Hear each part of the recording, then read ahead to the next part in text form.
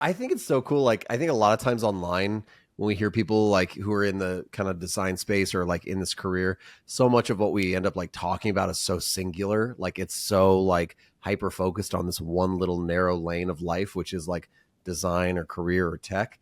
But like, I actually, I love it when like I just hear people kind of blast off on Twitter or other places and be like, oh yeah, I'm doing this completely random thing over here. I'm like, really? Okay, tell me more about that. Like, that stuff interests me. That stuff feels like it helps me get like a better understanding of a person.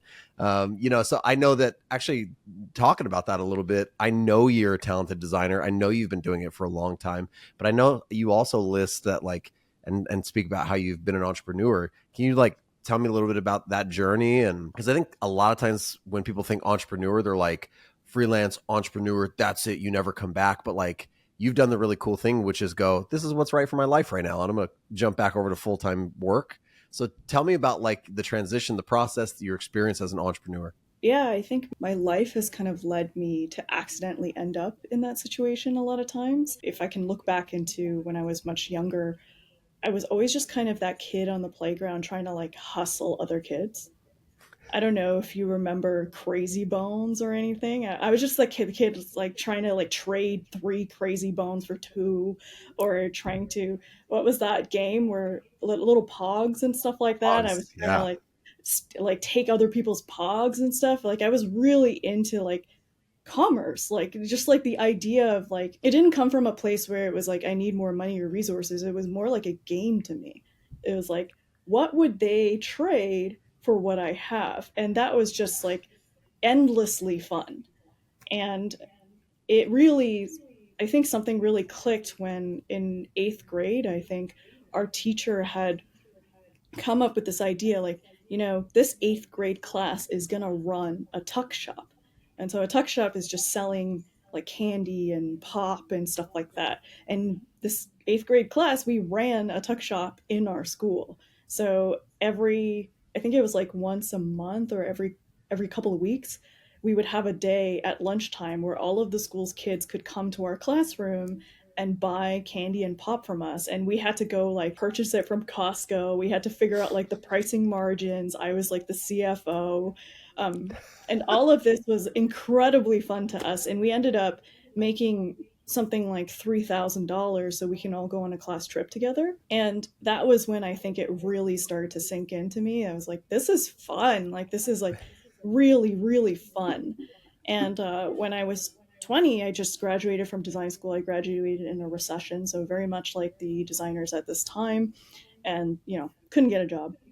And at the time, I really loved photography, and I convinced this photographer and director to hire me. I just kind of like made him hire me, and I was helping him be like with the photo assistant. I was doing some light graphic design. I was doing some branding, and then after a year and a half of that, I was like, oh, I'm going to open my own photo studio. Like this makes sense. I've been shooting for, at that time I was shooting for some of the modeling agencies in Toronto. And I woke up one day. My boyfriend at the time was like, I don't know what came into you, but you just woke up and was like, I'm going to start a photo studio. And I just like, that was, I had a lot of balls and like a lot of confidence for no reason. I can look back at this time and be like, wow, that is insane. But I just went to the bank, I grabbed a loan to buy all of the photo equipment I needed because I was a studio photographer. It was like something like 20 grand. It was a lot. And I was making no money. And it was like sink or swim, you know? I have all of a sudden rent to pay, I have that loan to pay off. And what are you going to do? Not pay it? Of course not. So that was like my first physical business, and we did a bunch of like community classes, we did studio rentals, I did assisting. It was, while I also had a full-time design job, I was just working all of the time. Yeah, man, I love that story so much. I feel I connect with that story because I actually got like suspended when I was in fourth grade for selling like Magic the Gathering cards and like and comic books. I got suspended because I was like, I had this little side business going, and I had kind of a similar thought, like, because it's fun. Because this is Yeah, great. Like, okay, I'm going to trade you these two, and you give me those three, and then I'm going to go find Billy, and I'm going to trade that whole yeah, thing is like a ton of fun. So there's something about like a little bit of that entrepreneurial spirit that I think also plays well, as you move into even something like a full time gig, right? Like there's a level of like tenacity or like resilience or the ability to just like figure it out. Like, hey, I don't know how to do this, but I'll figure it out. Like those are just good like soft skills and like character traits. You know, would you agree with that?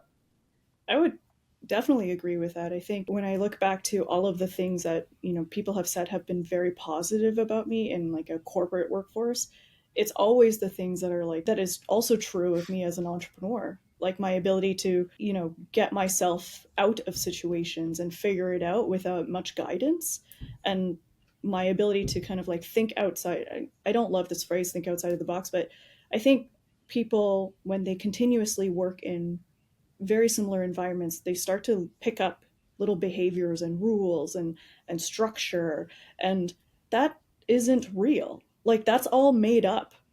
And as an entrepreneur, you know that intuitively because that is your life. You have to make up these rules and structures by yourself. You have to continuously come up with new things that work for you, new systems, new ideas, things that you want to try.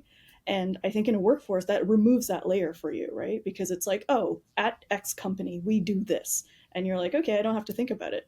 But if you do that too long, you start to get like a really myopic view of what you can and cannot do. All of a sudden you start to think, I actually can't do that because of XYZ. And it's like, you really can't? Like, are you sure you can't? Or did you just make that up?